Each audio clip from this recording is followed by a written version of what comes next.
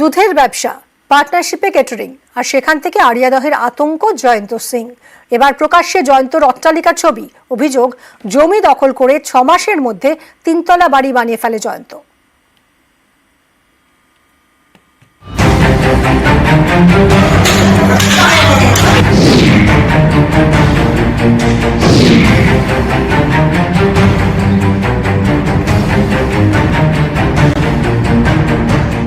দেখতে একেবারে প্রাসাদের মতো। এটাই কুখ্যাত দুষ্কৃতী জয়ন্ত সিং এর বাড়ি। দুধের ব্যবসা থেকে আড়িয়াদহে ত্রাস।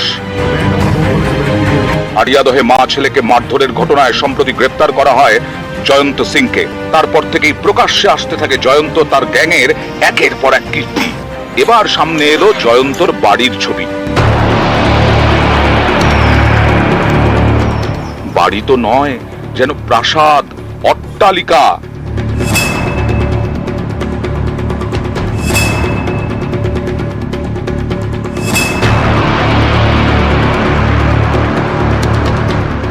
আড়িয়াদহের মৌসুমী মোড়ের কাছে প্রতাপ রুদ্র লেন, সেখানেই একটি পুকুরের পাশে জমি পড়েছিল। এলাকার বাচ্চারা মাঝে মধ্যে খেলা করত সেখানে। প্রায় 3 কাঠা জমি। স্থানীয়দের দাবি 2023-এই জমি দখল করে 3তলা বাড়ি বানিয়ে ফেলে জয়ন্ত। মাত্র 6 মাসে তৈরি করা হয় এই অট্টালিকা। কাউন্সিলর ওখানে নেই। কাউন্সিলর থাকলে আমার মনে হয় এই ইনফরমেশন 3তলা বাড়ি হয়ে যাচ্ছে কাউন্সিলরের নজরে আসতো। দুঃখজনক ঘটনা, তিনি হঠাৎ মারা গেছেন, সেই কারণে আমাদের এই গ্যাপ রয়েছে। আইনে কিছু দেখিনি। ওই বাড়ি করার জন্য কোনো প্ল্যান পৌরসভা দেয়নি। 23-এই শুরু হয়েছে, 23-এই শেষ হয়েছে। তো অবাক কাণ্ড না, মানে রাত দিন কাজ হয়েছে, প্রচুর মিস্ত্রি লেগেছিল। আমি যখন আসি দেখি মিস্ত্রি কাজ করছে। একদম পুকুরের পাশেই বিশাল বাড়ি। স্থানীয়দের দাবি এই পুকুরটির সামনেই নাকি 10 ফুটের রাস্তা ছিল। পুকুরের মালিকের দাবি সেই রাস্তাও দখল করে নিজের বাড়ির এলাকায় ঢুকিয়ে নিয়েছে জয়ন্ত। রাস্তার ওপরেই নিজের বাড়ির গেট তৈরি করেছে।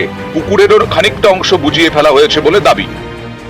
আমাদের ওখানে 10 ফুটের রাস্তা রয়েছে, আমাদের দলিল রয়েছে, আমাদের ওটা কিনা সম্পত্তি। এখন রাস্তাটাও পুরো ঘিরে নিয়ে বাড়ির অংশের মধ্যে ঢুকিয়ে নিয়েছে জয়ন্ত সিং। পুকুর পাড়টাও দখল করেছে। গেটটা তো এইটা কমন প্যাসেজ, হ্যাঁ গাইড, সবইটাই গাইড জোরে। এর কোনো কাগজপত্র নেই। 3 কাঠা জমির ওপর 3 তলার অট্টালিকা। সেই বাড়ির বাইরের গেট এখন তালা বন্ধ। বাড়ির ভেতর রাখা দামি গাড়ি, মোটর বাইক। এটা 23-এই শুরু হয়েছে, 23-এই শেষ হয়েছে। অবাক তো হওয়ার তো কাণ্ডই একটা ব্যাপার আছে না। দিনে রাত্রে যে এমনি বাড়িতে যেমন মিস্ত্রি লাগে না, কম পাওয়া যায়, ওখানে দিনে রাত্রে কাজ হচ্ছে, সেটা তো একটা অবাকের ব্যাপার আছে না। সমস্যার মধ্যে বাড়ি হয়ে গেল।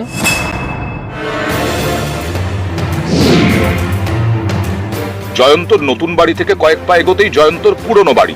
সেই বাড়ির পাশে এখনো রয়েছে বিশাল খাটাল। জয়ন্তদের দুধের ব্যবসা, এটা তাদের পারিবারিক ব্যবসা। পরে কেটারিং এর ব্যবসাতেও নামে জয়ন্ত সিং। অভিযোগ, স্থানীয় এক প্রমোটারের হাত ধরেই জয়ন্তর এত বাড়বাড়ন্ত। তোলাবাজি, হুমকি, মারধর, খুনের চেষ্টা সহ একাধিক পুরনো মামলা রয়েছে জয়ন্তর বিরুদ্ধে। 2023-এ অরিত্র ঘোষ নামে এক ব্যবসায়ীকে মারধর ও গুলি করার অভিযোগে গ্রেফতার করা হয় জয়ন্তকে। মাসখানেক জেলার পর জামিনে বেরিয়ে ফের নাকি স্বমূর্তি ধারণ করে জয়ন্ত। সম্প্রতি আড়িয়াদহে মা ছেলেকে মারধরের ঘটনায় গ্রেফতার করা হয় জয়ন্ত সিংকে। তারপরেই প্রকাশ্যে আসতে শুরু করে জয়ন্ত বাহিনীর অত্যাচারের একের পর এক হাড় হিম করা ভিডিও। ভাইরাল হয়েছে জয়ন্তর নারী নেশারও ছবিও। এবার জয়ন্তর প্রাসাদের মতো বাড়ির ছবি প্রকাশ্যে। সুবীর দে, নিউজ 18 বাংলা। আড়িয়াদহের ঘটনায় মমতা বন্দ্যোপাধ্যায় নিশানায় অর্জুন সিং। সেই সময়টা অর্জুন সিং ওখানকার এমপি ছিলেন এবং যারা করেছিল তারা কিন্তু অ্যারেস্ট হয়ে এখনো জেলে আছে।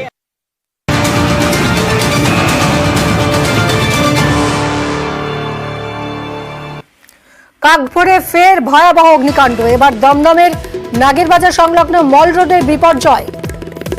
যশোর রোডে কারখানায় আগুন লেগেছে, আশেপাশেও আগুন ছড়ানোর আশঙ্কা রয়েছে। অনুপ আমাদের প্রতিনিধি রয়েছেন। অনুপ, কি পরিস্থিতি এখন?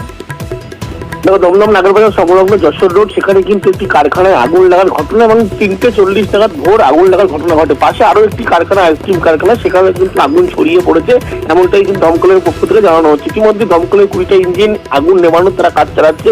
যদিও আগুনের ভয়াবহ শিখা এতটাই গ্রাস করেছে গোটা এলাকা এবং ছড়িয়ে পড়েছে, সেখানে কিন্তু আগুন কোনোভাবে আয়ত্তে আনা সম্ভব হচ্ছে না দমকল কর্মীদের। এই মুহূর্তে 20টা ইঞ্জিন তারা আগুন নেভানোর কাজ চালাচ্ছে এবং দমকল মন্ত্রী তিনিও ঘটনাস্থলে যাচ্ছেন বলে এমনটাই খবর। আচমকা ভোরবেলা কিন্তু এই আগুন লাগার ঘটনা ঘটে। কিসে থেকে আগুন লাগলো বা আগুন কিভাবে ছড়িয়ে পড়লো এই বিষয় কিন্তু দমকলের কাছে এখনো স্পষ্ট হচ্ছে না। যেহেতু সেখানে কারখানা এবং প্রচুর পরিমাণে কেমিক্যাল ছিল, দাহ্য পদার্থ ছিল, সেই কারণে একটি কারখানা থেকে পাশে একটি কারখানা কিন্তু আগুন নিমেষের মধ্যে ছড়িয়ে পড়ে এবং দমকলের 20টা ইঞ্জিন এই মুহূর্তে আগুন নিয়ন্ত্রণে আনার চেষ্টা করছে। কিভাবে আগুন লাগলো সেই কারণ এখনো স্পষ্ট না হলেও শর্ট সার্কিট বলে প্রাথমিকভাবে অনুমান করছে, কিন্তু সেটা এখনো স্পষ্ট নয়। যদিও প্রচুর দাহ্য পদার্থ থেকে শুরু করে কেমিক্যাল মজুত করা ছিল বলে নিমেষের মধ্যে যখন আগুন ছড়িয়ে পড়ে সেখানে লোকজন প্রথম কিন্তু তারা আগুন নেভানোর কাজে হাত লাগায়। ফায়ার সিস্টেম কাজ করেছিল বলে এখনো পর্যন্ত দমকল কর্মী তারা সেগুলো পরবর্তী ক্ষেত্রে এবং খতিয়ে দেখা বলছে। দমকল কর্মী জানাচ্ছে এই মুহূর্তে আগুন যাতে আয়ত্তে আনা যায় সেই চেষ্টা তারা করছে, তার কারণ এতটাই আগুনের লেলিহীন শিখা ছড়িয়ে পড়েছে। প্রত্যেকটা দিক থেকে কিন্তু আগুনের যে উৎসস্থল সেখানে পৌঁছানোর চেষ্টা করা হচ্ছে এবং অন্যত্র কিন্তু জল দেওয়া হচ্ছে যাতে কোনোভাবে আগুন নতুন করে কোনো পার্শ্ববর্তী ভিন্ন এলাকা সেই এলাকায় যাতে আগুন যাতে সময় ছড়িয়ে না পড়ে। অত্যন্ত যেহেতু ঘিঞ্জি এলাকা পাশেই, সেই কারণেই কিন্তু দমকলের পক্ষ থেকে এই মুহূর্তে 20টা ইঞ্জিন কাজ করছে, আরো বেশ কয়েকটি ইঞ্জিন কিন্তু ঘটনাস্থলে পৌঁছচ্ছে বলে এমনটাই দমকল সূত্রে খবর। অনুপ, এই যে কারখানায় আগুন লেগেছে, এই কারখানার ভিতরে কি কেউ ছিলেন? যদি কেউ থেকে থাকেন সবাইকে বাইরে বের করে আনা সম্ভব হয়েছে? দমদম পুলিশের পক্ষ থেকে পাশাপাশি অন্যদিকে দমকল কর্মীদের পক্ষ থেকে বলা হচ্ছে ভিতরে কিন্তু যখন আগুন লাগার ঘটনা ঘটে ভোরবেলা সে সময় কিন্তু ছিলেন, কিন্তু প্রত্যেককে বের করে আনা সম্ভব হয়েছে। নতুন করে কোনোভাবে কেউ আটকে থাকার ভিতরে সম্ভাবনা এই মুহূর্তে নেই।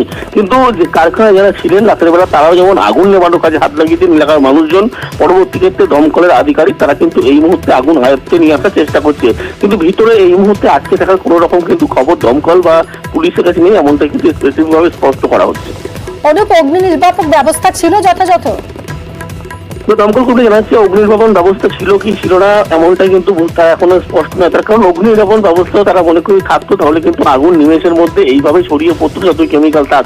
সেক্ষেত্রে ফায়ার সিস্টেম ব্যবস্থা কিভাবে ছিল এইগুলো পরবর্তী ক্ষেত্রে খতিয়ে দেখবে, কিন্তু তারা প্রাথমিকভাবে মনে করছে ভিতরে সেইভাবে কিন্তু ফায়ার সিস্টেমের যে অগ্নি নির্বাপন ব্যবস্থা সেভাবে কাজ করেনি।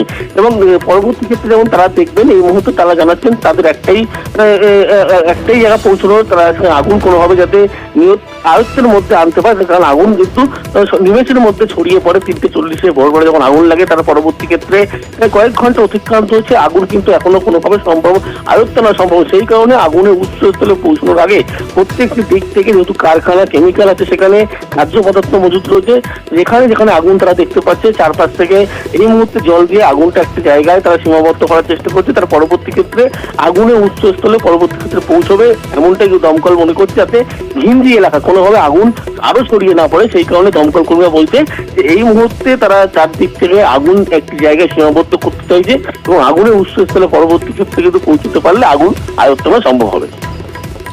আমরা আপনাদের এই মুহূর্তে সেই ছবি দেখাচ্ছি। কাকভোরে ফের ভয়াবহ অগ্নিকাণ্ড, সকাল থেকে বৃষ্টি পড়ছে, সারা রাত বৃষ্টি হয়েছে কলকাতা শহরতলিতে। দমদমের নাগেরবাজার সংলগ্ন মল রোডে একটি কারখানায় আগুন লেগেছে, আশপাশেও আগুন ছড়িয়ে পড়ার আশঙ্কা করা হচ্ছে। দমকলের 20টি ইঞ্জিন ঘটনাস্থলে পৌঁছেছে, আগুন নেভানোর কাজ চলছে জোর তৎপরতার সঙ্গে।